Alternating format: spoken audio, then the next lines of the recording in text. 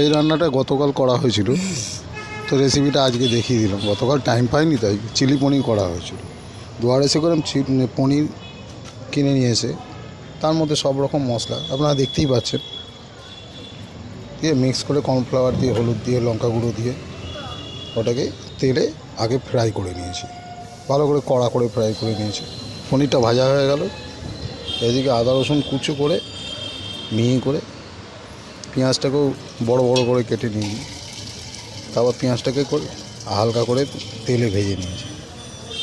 পাশাপাশি একটা জায়গায় টমেটো সস, সোয়া সস, গোলমরিচ গুঁড়ো, লঙ্কা গুঁড়ো, হলুদ গুঁড়ো একটা মিশ্রণ তৈরি করে নিয়েছি।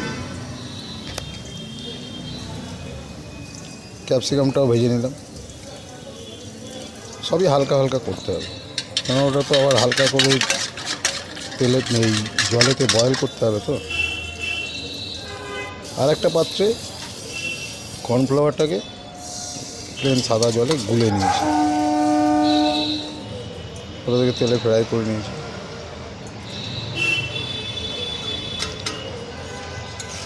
আমি করি একটু তাড়াতাড়ি, যতটা তাড়াতাড়ি করা যায়। আপনারা করুন, 15-20 মিনিটে রান্না হয়ে গেল। ওহ, কি টেস্ট! রুটি দিয়ে রাতে খেলাম।